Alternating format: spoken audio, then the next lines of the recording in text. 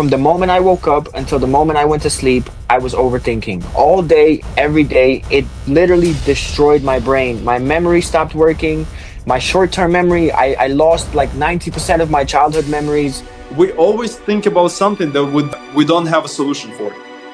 It was so bad that I had to give like a half-year break to my mind just to, I was thinking like 10, 20, 30 years into the future and trying to solve problems I would have then. What's up, YouTube? It's Andrew Stark and Kato Stark, and today we're gonna talk about like how overthinking took over my life and how it took it back. And same personal experience with Kato because he's like an overthinker in the past. So, my man, tell me your experience about overthinking. You ever stared at a blank page for hours and you're thinking you're not even good enough to start?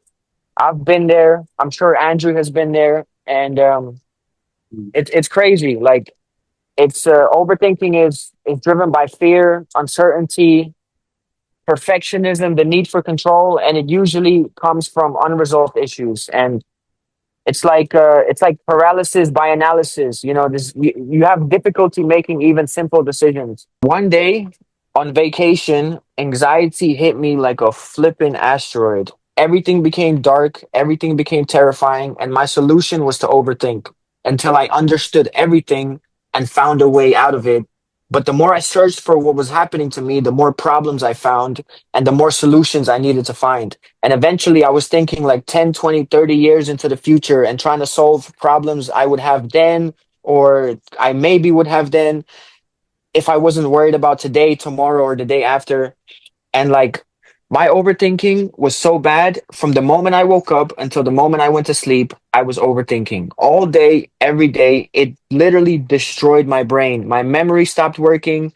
My short-term memory, I lost like 90% of my childhood memories. It was so bad that I had to give like a half-year break to my mind just to recover and just to find some sort of peace in my life. And those 4 months, they literally just destroyed my mind. And my mind 10 years later is still in a very bad place because of this. So that is my experience with overthinking. It didn't stop there. It continued in the future, but it was never as bad as that moment. And yeah, I'm still learning how to use my mind and how to rebuild it ever since then. No, please keep talking about this. So basically, like 4 months into this, it was like 4 months later, and like a week before what I'm about to tell you happened, I was sitting in like a ice cream store with my mom, and I the only thing that I was thinking about was death. Like that's the overthinking was like found every solution to every problem, but then I had to confront myself with death. And I was 16 years old thinking about death, and I was just like, the feeling of it was just so deep and dark. And then like a week later, I'm sitting in class and I'm like, forget this, I'm done. I'm done. Like it literally got way too much for me. And for the first time in 4 months, I just gave up. And that giving up was like not like giving up, like it was like a letting go. And I let go, and there was this peace that just came over me. It was the first time I felt true peace in like 4 months. And like even though I gave up on my mission, I realized sometimes it's better to let go of your dreams if they're too big for your plate, you know? And you have to find something realistic to do with your life. Because you're not an AI. You can't solve every problem that's ever going to come up in your life before it happens, you know? You have to adapt to the situation. You have to learn how to adapt rather than plan for everything going wrong. That way, you don't even have to worry about it. When it comes, you adapt to it, you deal with it, and you move on. And that's it, man. That took me 4 months to understand, and I'm still learning to understand it nowadays. What I'm gonna tell you about like my situation. So, for example, when the war started, it was like 3.5 years ago, I think, Yeah. and it was crazy because I knew from the beginning, even before war, that the war will start. And I think, yeah, overthinking triggered by something. So if you have a couple of problems in your life, or it is like a big problem, it's just, unresolving of those problems can trigger you to overthink everything. It means, so for example, I understood. If I had this bad situation with the money before war, or in the like first like 6 months of the war, I had a like really bad situation with the money.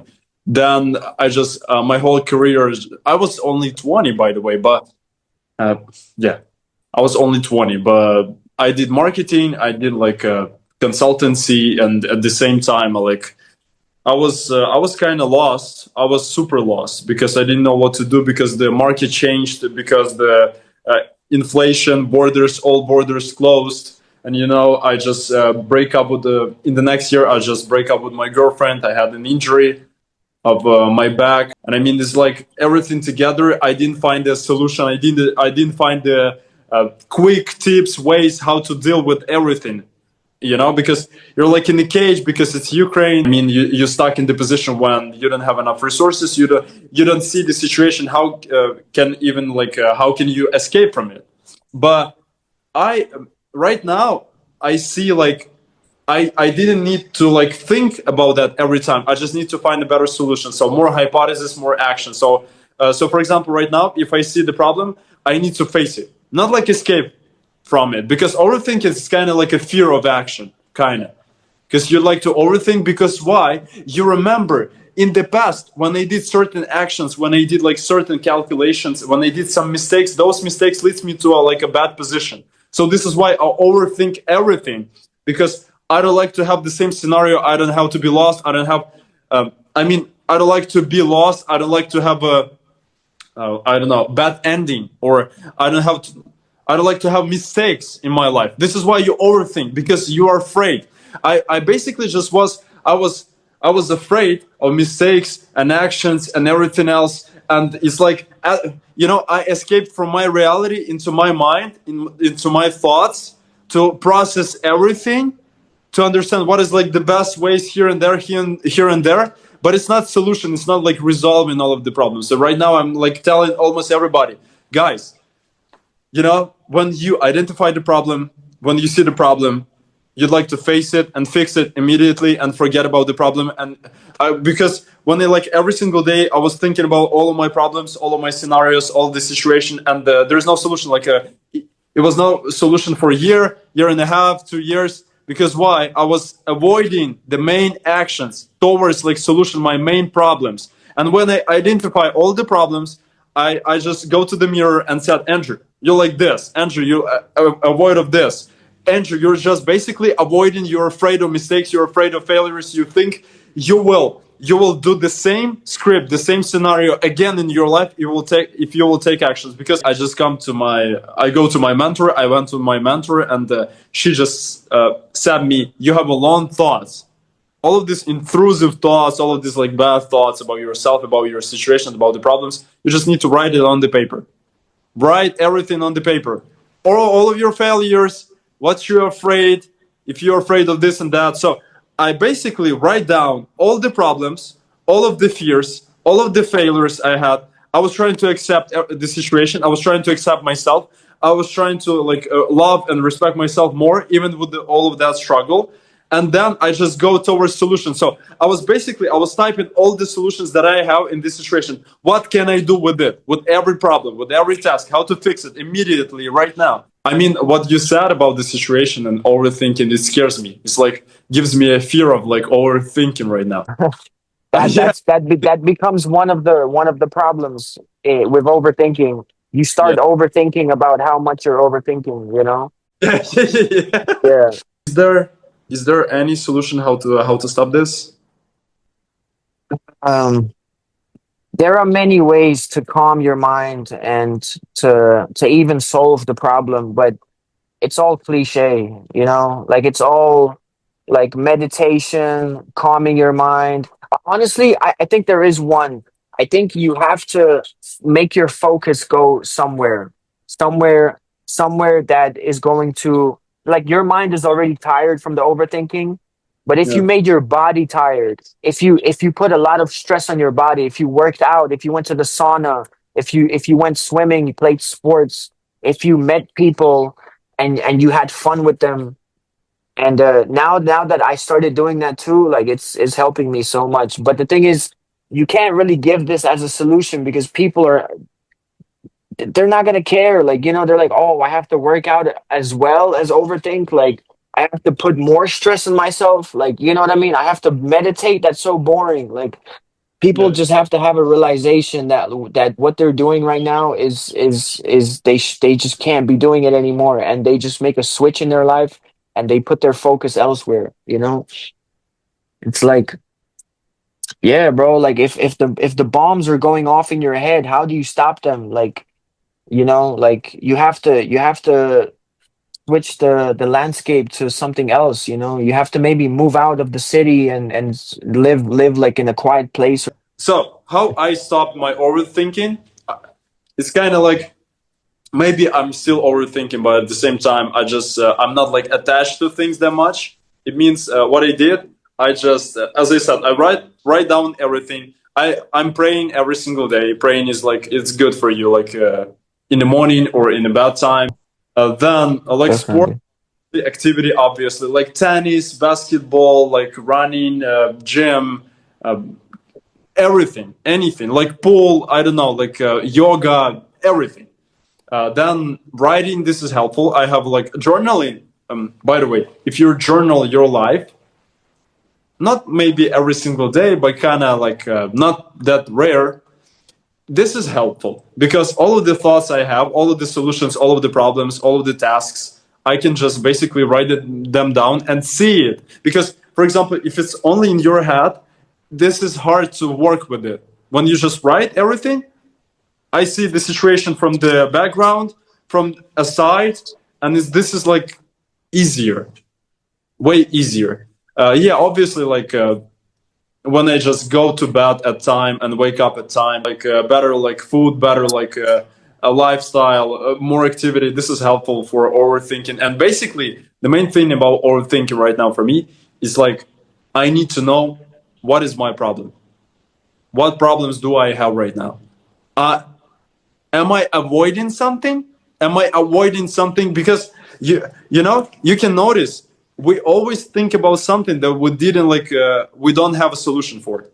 If we don't have a solution, and if we are afraid of this, and we are kind of avoiding this, we always think about this. You know, trying to go and predict the future, but we are not working with the problem.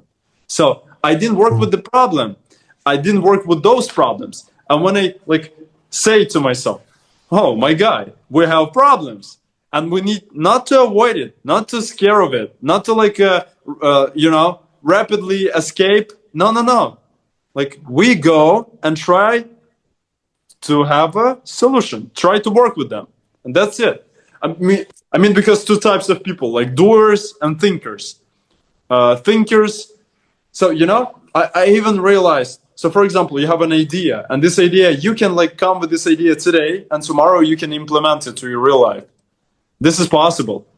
But thinker, a guy who overthink a lot, he will start to do that maybe in the next month, maybe never, maybe in the next week. But the guy who like to do things, he will do that today, maybe tomorrow, maybe next week. Like most of the time, we have stupid deadlines. They're like super long, and this is not working.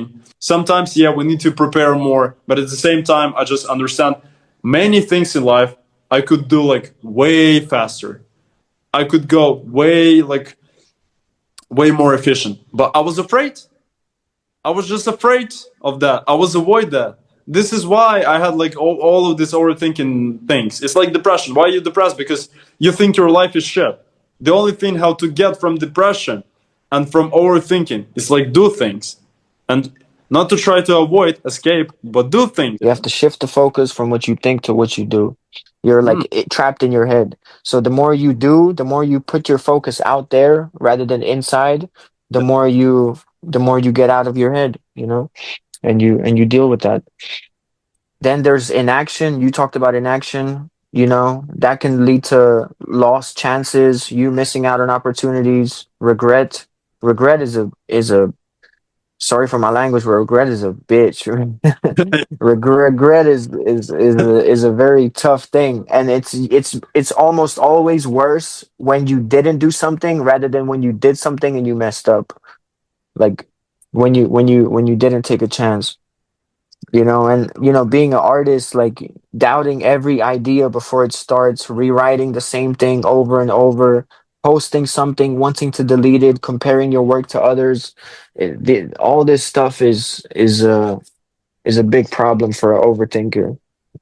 Quantity over quality at first, you know, make a bunch of stuff, do a whole bunch of stuff. You advise me to do this. Just get out there and later edit it, later improve it, later make it perfect.